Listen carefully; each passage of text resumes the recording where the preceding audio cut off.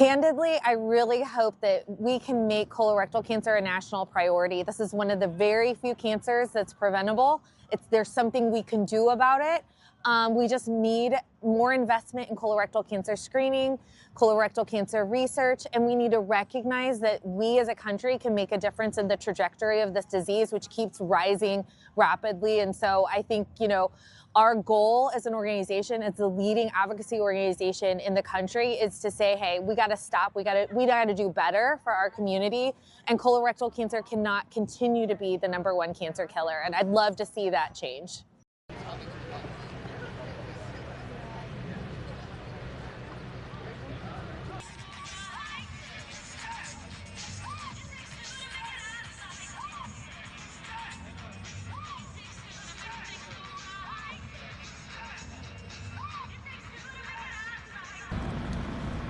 Yes, I did. Okay.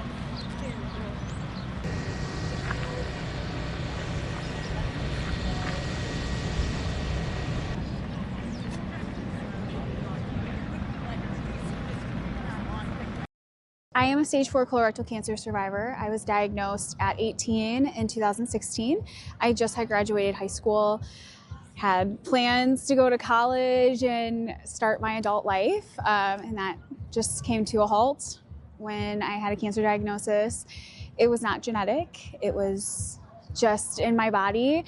I had a colonoscopy that obviously had showed I had a big tumor, and my life has been different ever since then.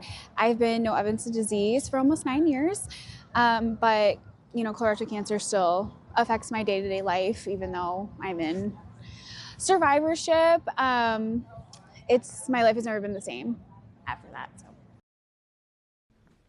Hi. How are you? Good. How are you? Good. Okay. I think we met with you last. I thought it was all normal until one day the toilet was. I'm making my appointment for my colonoscopy right now. Hi, I would like to make my appointment for my colonoscopy. Yes.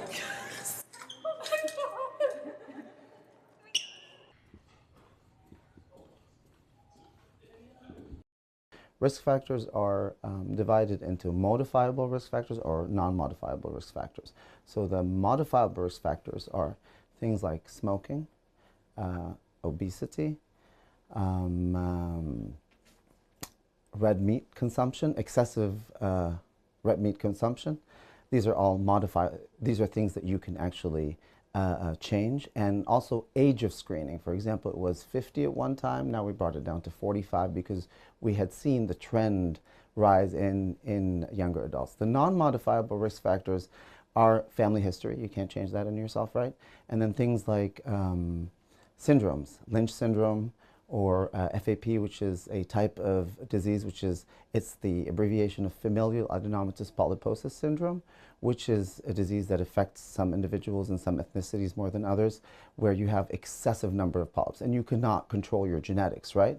What you can do with it now, if you do have a syndrome, for example, you can have your children be screened earlier just so that they don't fall into the trap, because colon cancer is a preventable cancer, and this is something I really want to focus on.